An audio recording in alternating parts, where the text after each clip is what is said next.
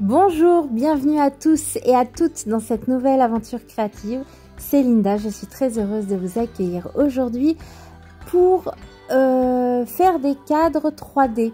J'ai certains dessins dont cette linogravure que l'on m'a offerte. Faudia, si tu passes par là, je t'embrasse. Une très belle linogravure représentant Frida Kahlo.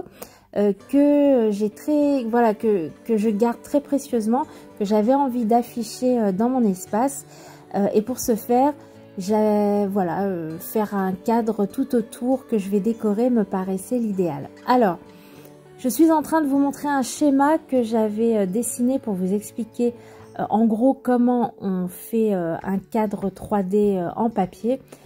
Mais le plus simple, au lieu de vous donner plein de mesures et finalement que ce soit peut-être peu compréhensible, il faut juste retenir que le papier que vous allez utiliser pour faire votre cadre, le papier scrap, il faudra simplement lui rajouter 10 cm aux mesures de ce que vous voulez mettre à l'intérieur.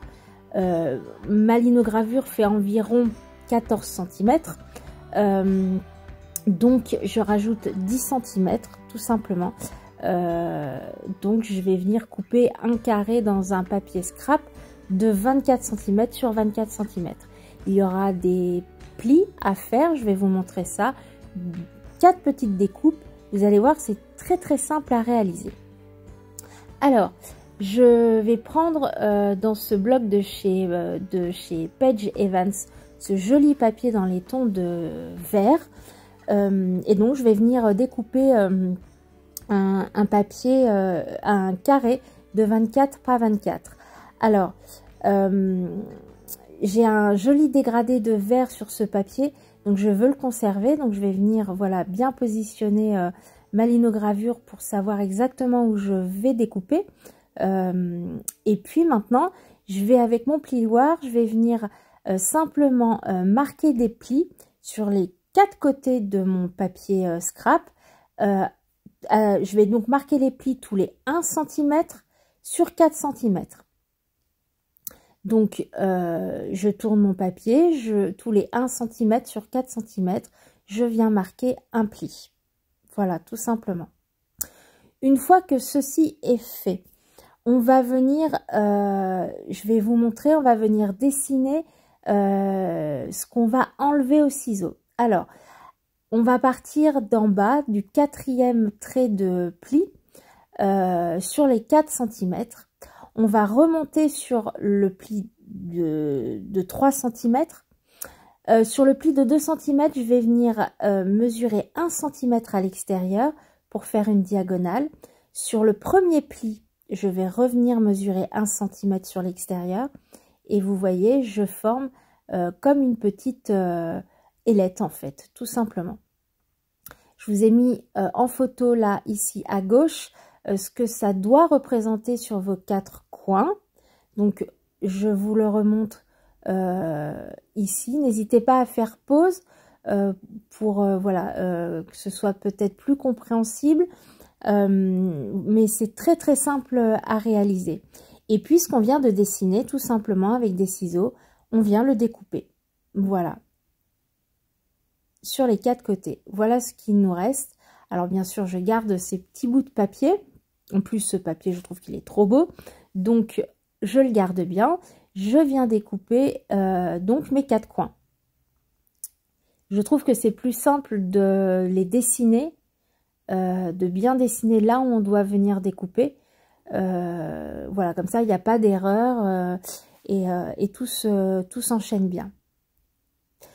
Donc, vous devez arriver en fait à cette forme pour pouvoir ensuite, pour venir maintenant faire vos plis.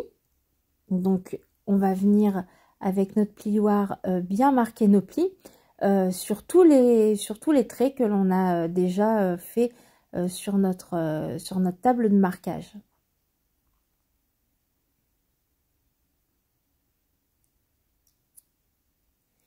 Ici, c'est un papier assez fin. Plus votre papier sera épais et plus votre cadre se tiendra tout seul. Si votre papier est assez fin, il se peut que vous devriez mettre un petit point de colle pour que tout tienne bien. Sinon, il n'y en aura pas besoin. On replie tout et je suis en train de vous montrer, on insère un côté en fait à l'intérieur, voilà, à l'intérieur de celui qui est juste en face et notre cadre tient tout seul. On fait exactement la même chose en face, on replie bien pour former donc notre cadre et on insère le côté à l'opposé, voilà. Et le dernier côté, on fait la même chose. Voilà, et notre cadre est déjà terminé. Alors, ici, je vous montre, ça dépasse un petit peu, ça se tient pas très bien. Du coup, je vais venir mettre un petit point de colle. Et puis, comme je fais toujours des bêtises en vidéo, eh bien, je me suis un peu trompée dans mes mesures. Rien de bien grave, je suis juste venue redécouper d'un demi-centimètre ma linogravure et le tour était joué. Je viens ensuite dans un papier rose assez soutenu, découper des petites bandelettes de 1 cm, vous allez voir, pour les mettre à l'intérieur. Je viens mettre du scotch double face à l'arrière de ma linogravure et je vais venir coller pour que ça ne bouge plus à mon cadre. Et puis les petites bandelettes avec de la taquiglue, je vais venir les mettre tout le tour de mon cadre en fait, pour apporter un peu de peps, un peu de couleur. Voilà, j'aime bien faire ça. Ça rappelle aussi également le rose que Faouzia a rajouté au niveau des boucles d'oreilles. Il y a des petites perles roses en forme de fleurs. Donc je trouvais que c'était un joli rappel. Et puis je vais également dans du papier miroir doré venir découper alors des bandelettes vraiment très fines. Voilà mon papier miroir. Vraiment des bandelettes très fines que je vais venir coller sur la jonction entre le papier craft et le papier rose.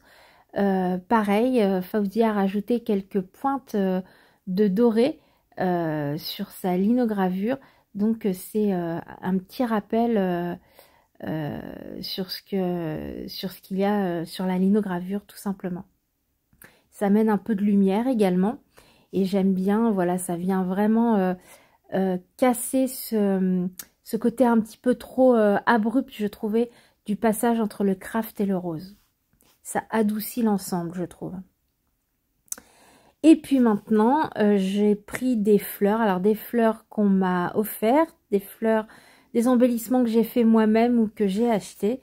Je vais venir faire une petite composition florale parce que ça reste Frida Kahlo, donc il faut des fleurs de chaque côté en diagonale, donc en bas à gauche et en haut à droite. Voilà, il y aura un peu de tout, des fleurs en papier, en tissu, celles que j'ai faites en lingette. Je vous mettrai le petit tuto si vous ne l'avez pas vu. Celle-ci, voilà, la petite verte et la petite bleue en bas. Je vous ai fait un tuto pour faire ces petites fleurs. Donc, si vous ne l'avez pas vu, je vous le mets dans le petit i en haut à droite pour aller voir la vidéo. Je colle tout ça avec mon pistolet à colle chaude.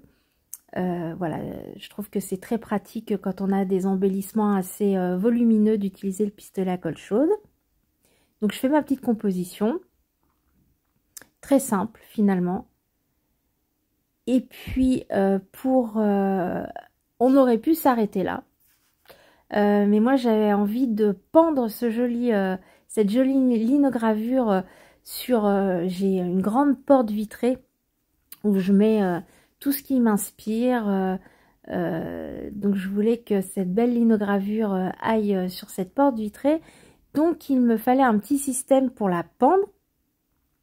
Donc je vais me munir d'une petite cordelette orange que je vais venir installer à l'arrière. Vous allez voir, c'est tout simple. Voilà ma petite cordelette.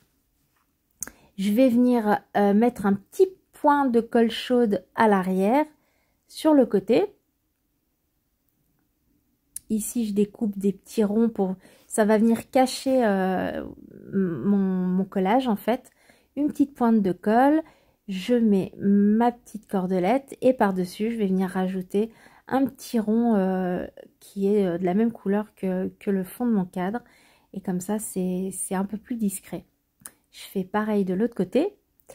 Et puis, mon cadre sera terminé. Alors, je vais vous montrer d'autres cadres que j'ai fait. J'ai plein d'idées, donc je pense que je vais vous faire peut-être encore deux vidéos à ce sujet. Parce que je trouve que c'est vraiment une chouette idée. Et puis, qui peut être détournée de plein de façons. Donc ici, je vous ai montré comment conserver des dessins qu'on peut vous offrir ou que vous pouvez faire vous-même. Ici, c'est un magnifique dessin de la chaîne Les Tutos de Drine qu'elle m'a offert. Pareil, j'adore ce dessin. Donc je l'ai mis dans un petit cadre. Il ira à côté de la linogravure de Frida Kahlo. C'est deux dessins que j'affectionne tout particulièrement. Ici j'ai fait un cœur sacré en métal à repousser. J'aime beaucoup cette technique. Si vous la pratiquez, c'est aussi voilà, faire des cadres en papier 3D, c'est super chouette pour voilà, pour venir les mettre en valeur et les conserver. Et puis si comme moi aussi vous faites des cyanotypes, et ben c'est un très joli écrin, je trouve, pour les cyanotypes, pardon. Voilà, j'espère que cette vidéo vous aura inspiré. Je reviendrai donc très bientôt avec d'autres idées pour mettre à l'intérieur de ces cadres 3D.